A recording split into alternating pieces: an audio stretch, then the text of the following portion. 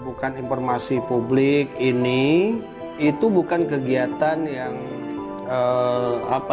yang sederhana ya. Kita ingin memberikan yang terbaik tentunya kepada publik maupun kepada badan publik. Oleh karena itu, kita juga ingin mendapatkan insights dari para tokoh-tokoh nasional, petinggi-petinggi yang memahami tentang bagaimana pelayanan informasi publik yang optimal. Maka dari situ memang kita ada kegiatan yang namanya seminar begitu dengan nanti topik-topik yang tentu relevan ya dengan pembangunan bangsa dan negara saat ini.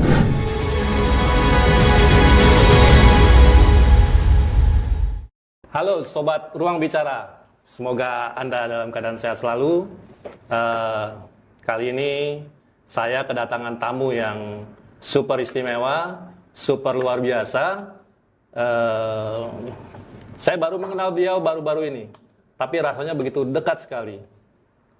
Tak perlu berpanjang lebar lagi, langsung saja saya kenalkan, yaitu Bapak Sawaludin sebagai Komisioner Komisi Informasi Republik Indonesia. Selamat siang Pak Sawal. Selamat siang, salam sehat semuanya buat sahabat Ruang Bicara. Terima kasih Pak Rusli sudah mengundang kami ke sini.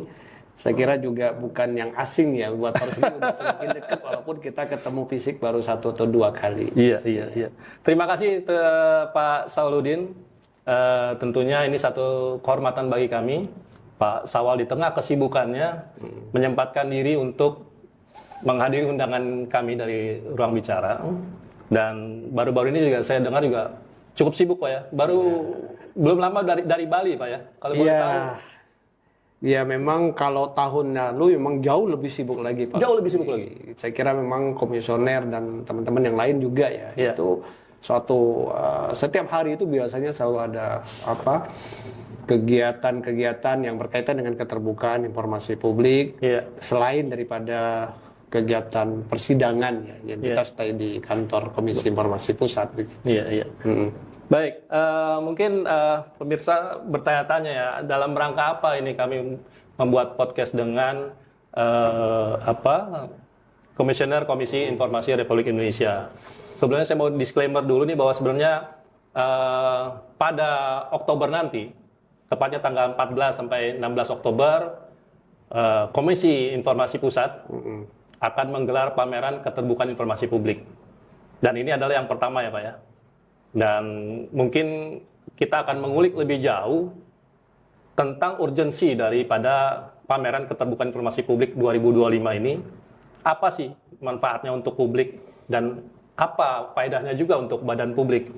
Mungkin Pak Sawal bisa ceritakan ke kami seberapa penting keterbukaan informasi publik dalam membuka di era yang digital ini, membuka peluang investasi, mendorong pertumbuhan ekonomi. Apa dampak-dampaknya Pak? Iya, yang pertama saya ucapkan terima kasih ya kepada PT Mortila yang sudah bekerja sama dan mau bekerja sama tentunya dengan Komisi Informasi Pusat Republik Indonesia. Dan saya kira ini satu inovasi yang baik ya, meskipun ini baru pertama kali kita dicoba bekerja sama dengan PT Mortila selaku penyelenggara kegiatan pameran keterbukaan informasi publik.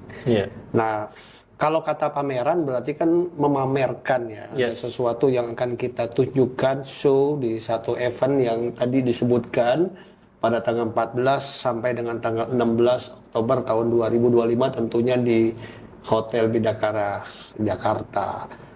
Lalu kita ingin melihat apa sih manfaatnya ya pameran keterbukaan informasi. Iya, karena publik juga masih bertanya-tanya gitu kan. Iya, pameran keterbukaan informasi publik ini. Jadi yang pertama saya ingin sampaikan dulu ya, bahwa saat ini adalah era keterbukaan informasi publik, era transparansi. Transparansi itu sebenarnya adalah sebuah pelayanan ya. Jadi pelayanan dari badan publik kepada publik ya tentang apa yang dihasilkan ya. Kemudian yang dikelolanya, terutama yang berkaitan dengan informasi publik untuk disampaikan kepada masyarakat. Nah, terkadang persoalan transparan itu bukan mudah kita ucapkan, tetapi terkadang sulit juga kita implementasikan Iya, gitu. iya, iya. Kenapa sulit diimplementasikan? Memang ada beberapa indikator ya yang menjadi penyebab. Ya, kadang-kadang transparan yang kita maksudkan itu atau keterbukaan informasi yang kita maksudkan itu mendapat tantangan atau hambatan-hambatan tertentu Iya. dari sehingga terkadang masyarakat itu sulit sekali untuk mendapatkan akses informasi dari badan publik yang menyediakan informasi publik. Lalu keterbukaan informasi publik berarti bahwa badan publik itu yang mengelola maksud saya begini, jadi badan publik itu yang mengelola informasi publik, menghasilkan informasi publik karena dibiayai oleh negara, dibiayai oleh APBD ataupun itu sumbangan masyarakat, maka disitulah masyarakat secara konstitusi, berdasarkan konstitusi, itu berhak untuk mendapatkan informasi publik itu. Oleh karena itu, publik berhak meminta, ya, publik berhak meminta, Masyarakat berhak meminta. ya, publik atau masyarakat itu berhak untuk meminta informasi publik itu ke badan publik. Nah, Tapi ya. katanya nggak semua informasi, Pak, karena Ya, memang ada yang dikecualikan. ada yang dikecualikan, yang dilakukan oleh badan publik yang memang itu harus dilindungi oleh badan publik. Itu Iya, adalah haknya badan Haknya publik. badan. Oleh karena itu adanya komisi informasi sebenarnya adalah tempat untuk menguji ketika terjadi Oke. sebuah sengketa antara publik yang meminta informasi, tapi badan publik yang tidak memberikan informasi, lalu hak akses ini itu kemana, ya? Publik ini mengadu, kemana publik ini mendapatkan kepastian hukum, maka disinilah keberadaannya komisi informasi yang mengadili dalam tanda kutip, ya, dalam konteks penyelesaian sengketa untuk menyatakan oh ini informasinya menjadi hak publik sehingga dibuka atau yang tidak dibuka kepada publik. Seberapa banyak sih, Pak, yang terjadi konflik apa? Itu banyak sekali, ya. Banyak sekali. Biasanya kita Senin, Selasa, Rabu itu kita utamakan sebagai hari persidangan, ya. Iya. Gitu. Nah, kemudian dalam konteks kita akan menyelenggarakan pameran keterbukaan informasi publik ini, ya. Pameran keterbukaan informasi publik ini kita ingin antara publik dengan badan publik itu kita ketemu deh dalam satu wadah, satu event, ya. Kemudian ini menarik nih, Pak. Ya, dalam satu tempat begitu. Nah, tujuannya apa? Yuk kita tunjukkan masing-masing bisa mengeksplorasi informasi yang mereka hasilkan itu, dan kemudian mereka juga nanti akan bisa. Selama ini belum pernah ada, Pak? Belum pernah ada. Belum pernah ada, berarti ini yang pertama ada. ya? Ini yang pertama ya, kita dicoba saja ya bersama dengan PT Murtila tentunya. Nah, nanti silakan ya badan publik yang berminat untuk berpartisipasi tentunya, meskipun ini tidak dalam bentuk paksaan gitu kan, ini adalah kewajiban. Ya, kalau misalnya badan publik itu merasa bahwa mereka merasa berkepentingan ya untuk menunjukkan bagaimana inovasi pelayanan informasi publik, strategi pelayanan informasi publik, serta bagaimana dampak-dampaknya kepada publik, serta karena itu mereka ngumpul semua di situ, mereka juga bisa mendapatkan inspirasi dari badan-badan publik yang lainnya. Dan mungkin menarik itu juga mungkin di acara pameran tersebut jadi salah satu tempat atau wadah mereka untuk mempublikasikan program-program mereka gitu, Pak, ya? Ya, salah satunya kan begitu, ya kan. Jadi karena di situ juga publik saya kira akan tertarik juga untuk hadir, untuk menyaksikan. Biasanya kan publik itu kan mereka kalau ingin mengakses kan mereka satu-satu nih, saya mau ke Kementerian A, Kementerian B, Kementerian C, dan seterusnya. Nah, saya kira kalau dalam satu tempat itu publik kan akan lebih merasa banyak keberagaman, ya, banyak keberagaman, dan juga bisa membanding-bandingkan antara satu badan publik A, badan publik B, Badan Publik C dan seterusnya. Oh, yang ini bagus sekali strategi komunikasinya, yang ini bagus sekali inovasinya, yang ini bagus sekali pelayanannya, ya kan? Oh, yang ini punya program dan sebagainya. Jadi ini bagian dari layanan Nah, saya kira KI, itu Pak, ya? bagian daripada layanan yang dalam hal tadi saya sebut dengan transparan itu. Jadi transparan itu adalah satu konteks pelayanan yang dilakukan oleh badan publik kepada publik, begitu. Jadi transparan, terbuka. Kan saatnya sekarang ini badan publik itu melihat bagaimana derasnya arus informasi yang berkembang saat ini dengan majunya teknologi informasi, majunya medsos, YouTube. dan sebagainya, YouTube dan segala macam begitu. Saya kira ya badan publik juga harus beradaptasi. Kan salah satu value daripada berakhlak itu kan adalah adaptif begitu loh ya.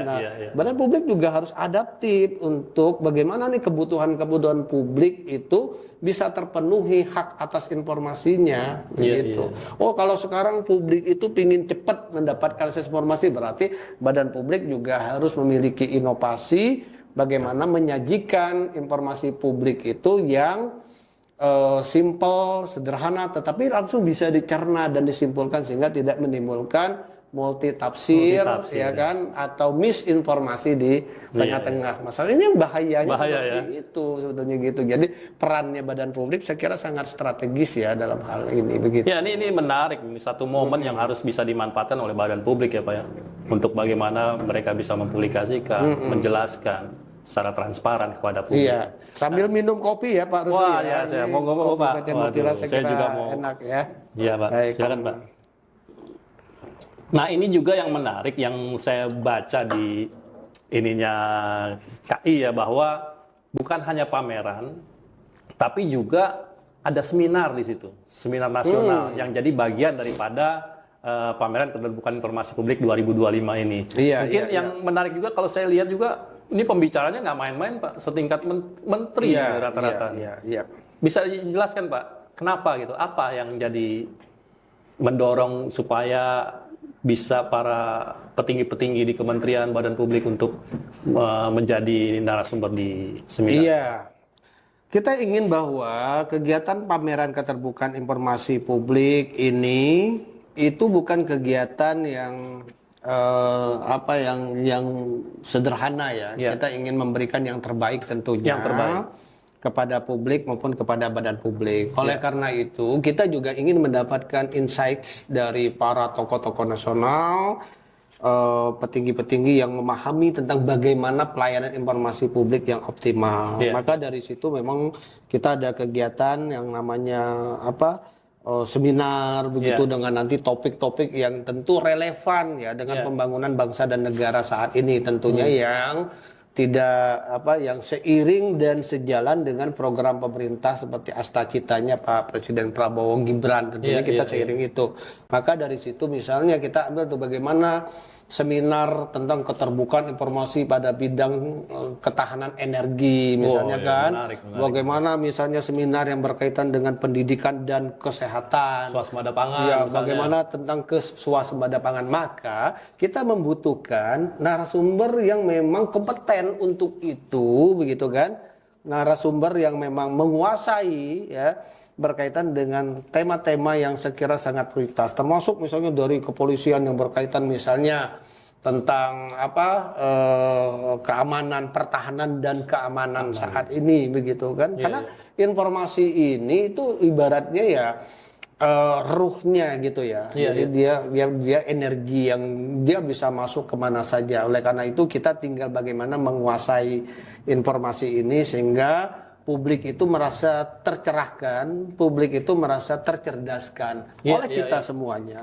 begitu ya. Karena itu tentu ya pada event yang sekira ini sangat berharga, itu kita harus mencari ya, apa yang menjadi poin penting tokoh-tokoh nasional kita hadirkan, kemudian tema-tema itu sesuai tema Pak ya? Iya, sesuai dengan tema kita kan, yaitu membangun akses informasi untuk kemandirian Indonesia dan berdaya saing global kan begitu ya. Jadi kemandirian Indonesia tentu ya kemandirian ini dalam konteks bahwa dengan informasi, dengan publik mendapatkan akses informasi ini, yang kita harapkan adalah bahwa pertumbuhan ekonomi akan naik, kan begitu ya. Kemudian kepercayaan publik akan meningkat, ya begitu. Kemudian dukungan publik, partisipasi publik dalam proses pembangunan akan meningkat. Kan saya kira itu. Kalau itu sudah tumbuh di negara kita, maka saya yakin investasi akan masuk begitu. Karena level keamanan, ya level kepercayaan itu sangat menentukan ya investasi yang investor untuk masuk ke dalam negara kita. Sekarang ada contoh gubernur misalnya, gubernur konten ya, gubernur yang selalu menggunakan media sosialnya untuk menyebarluaskan segala hal yang berkaitan dengan pembangunan yang dia lakukan atau kebijakan-kebijakan yang dia lakukan dan berbasis pada kebutuhan warga. Misalnya dia datang ke masyarakat petani, ya apa sih yang dibutuhkan oleh petani itu, sehingga langsung diberikan solusi, tapi kan langsung terupload sehingga ada komentar, ya kan, ada kritik dan sebagainya. Saya kira, nah dengan seperti itu saya membaca ya beberapa hari yang lalu, ternyata itu akan menumbuhkan investasi yang luar biasa. Saya kemarin membaca itu ada kepercayaan itu sampai 72 triliun kalau tidak salah. Kemarin itu ya investasi di Jawa Barat begitu.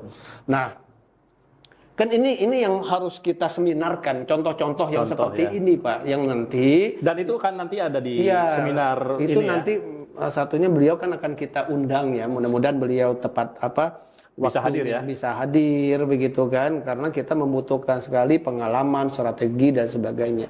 Coba hari ini ada nggak misalnya kepala daerah yang contohnya mempublikasikan, saya punya APBD misalnya 1 triliun, tapi APBD ini 1 triliun ini gunanya adalah untuk transparan A, untuk B, untuk C dan seterusnya secara transparan begitu kepada publik. Kan kita harapkan dan begitu. Disiarkan di medsosnya ya. Ya kan, kita disiarkan lewat medsosnya dan kemudian publik juga silakan untuk merespon, menilai kemudian efektivitas dari sebuah pembangunan dan sebagainya ya. Saya kira hal-hal seperti itu. Jadi tokoh-tokoh yang kira-kira memiliki satu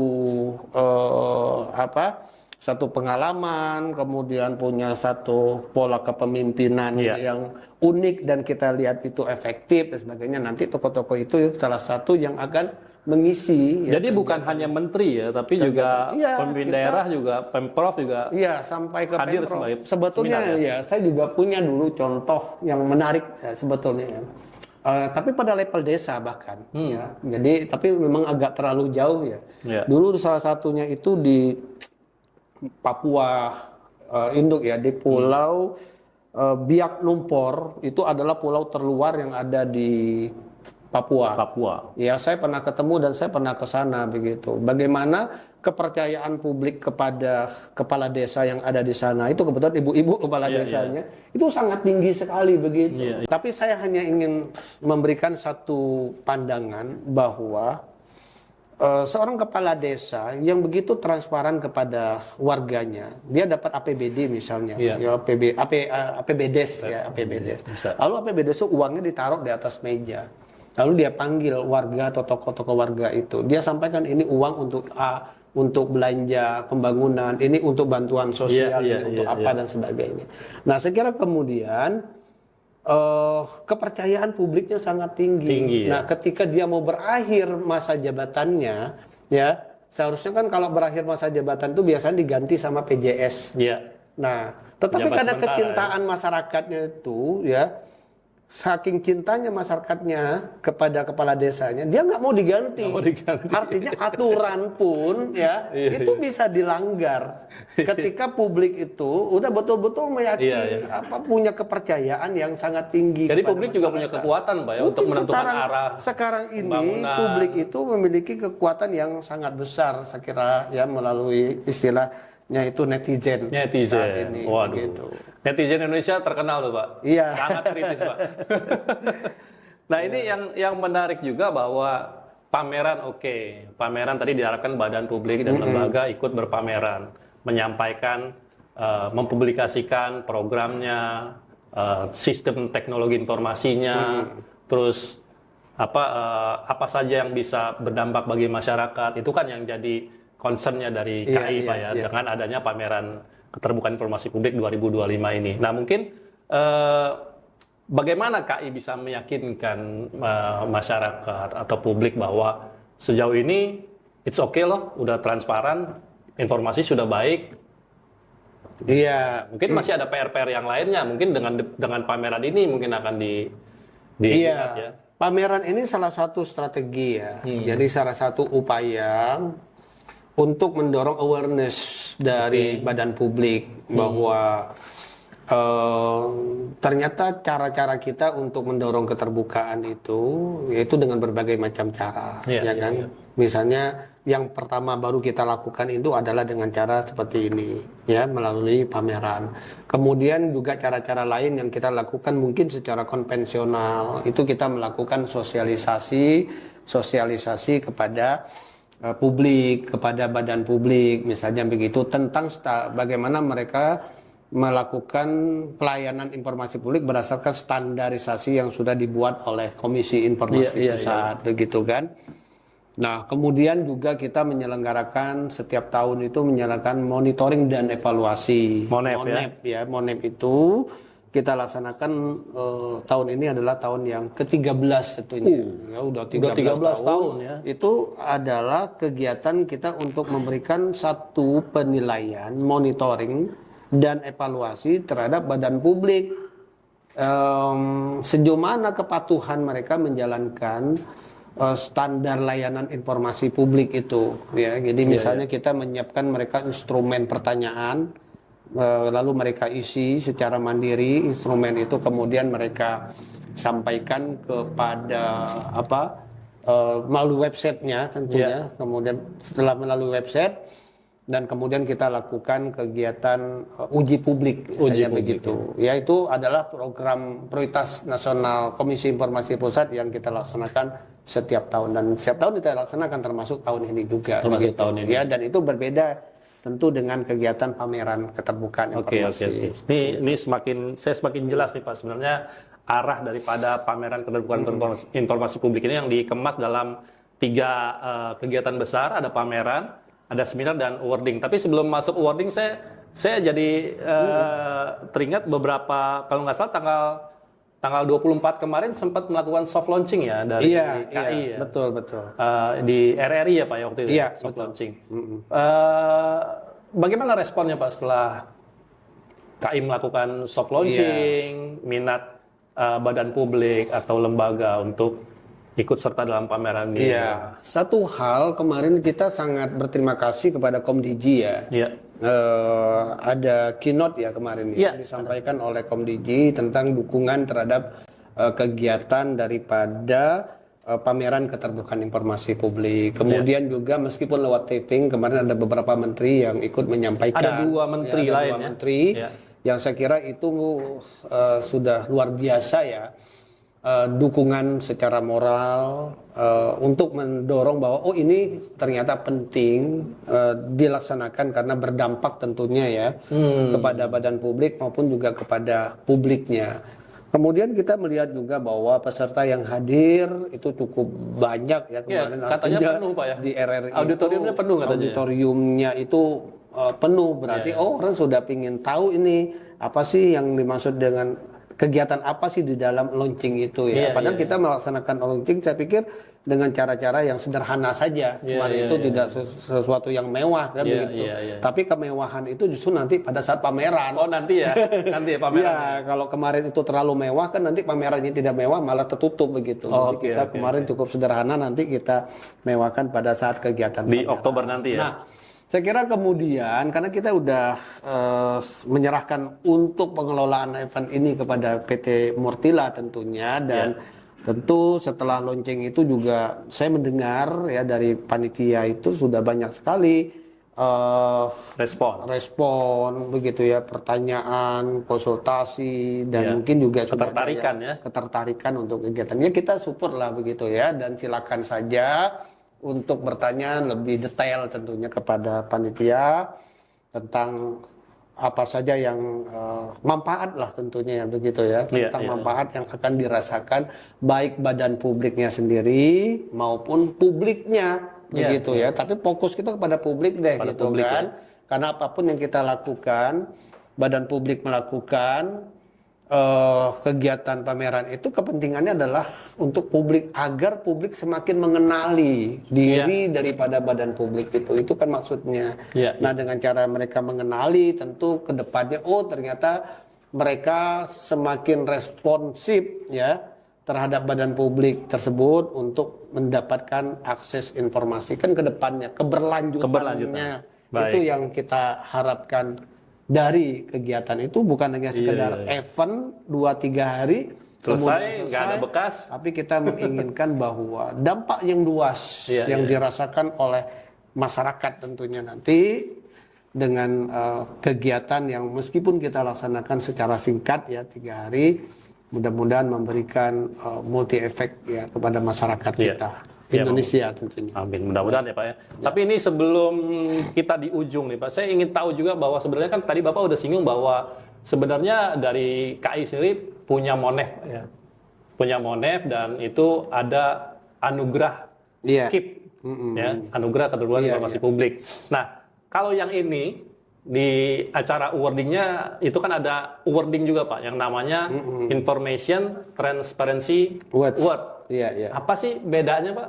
Kan sama-sama dari KAI juga kan ini? Iya, sebenarnya anugerah keterbukaan informasi publik atau itu program prioritas nasional. Sebenarnya program prioritas nasional itu adalah monepnya, monitoring dan evaluasi ya terhadap kepatuhan badan publik dalam menjalankan undang-undang KIP, ya kan?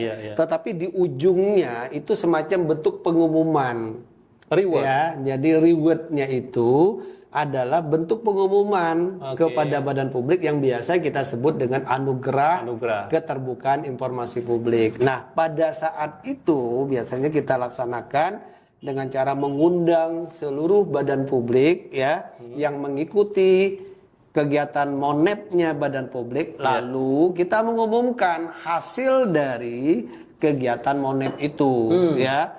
Biasanya kan ada beberapa kategori ya yang biasanya kita Ada 7 kalau nggak salah. Ya, itu kategori peserta. Kategori peserta. Jadi kategori peserta dan juga kategori klasifikasi terhadap pengelolaan informasi publiknya. Misalnya tidak informatif dengan skornya sekian. Oke.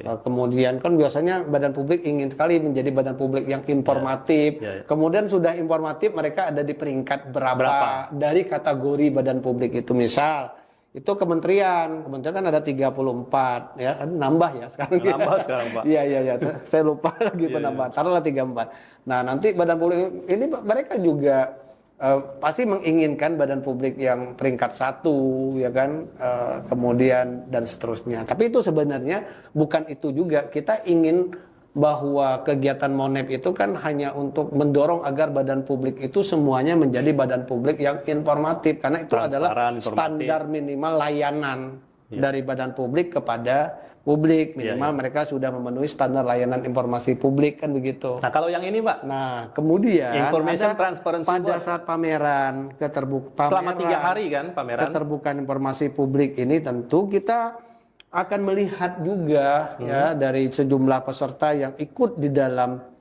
dalam kegiatan pameran tersebut ya. Kita belum tahu berapa jumlah pesertanya, tapi nanti dari sejumlah peserta itu kita akan memberikan satu awarding ya yang kita sebut tadi apa namanya,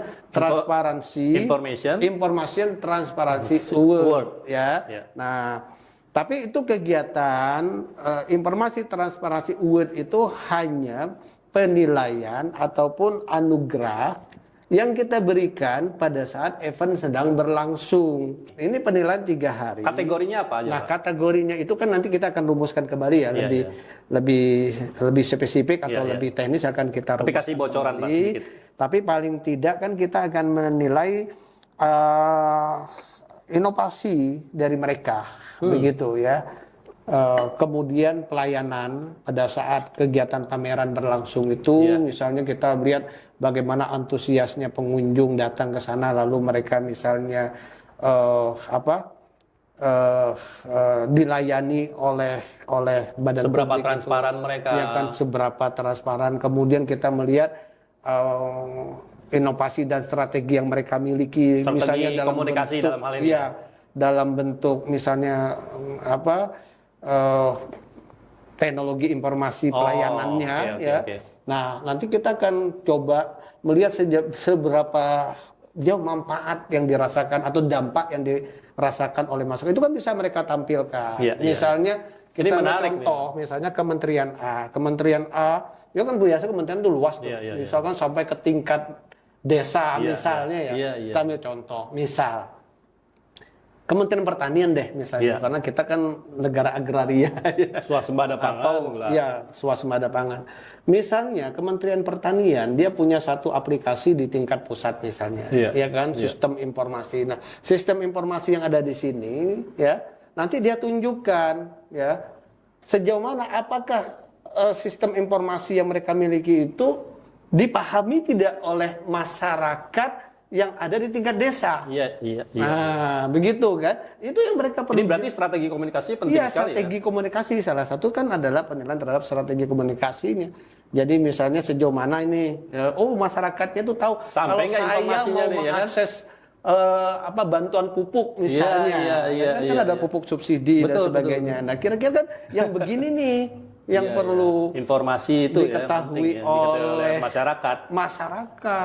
kan Iya. begitu. Jadi kita bikin aplikasi itu bukan hanya kita membuat dengan biaya mahal dan sebagainya, tetapi tidak berdampak, tidak diketahui oleh Iya. masyarakat dan sebagainya. Misalnya di kelautan, ya, kelautan kan biasanya ada aplikasi tangkap ikan begitu, atau Iya, iya, iya. cuaca, misalnya ikan yang banyak di daerah mana segala macam Iya, itu kan. Nah, kira-kira sistemnya itu nyampe nggak ke masyarakat nelayan, begitu kan? Iya, iya, Nah, begitu.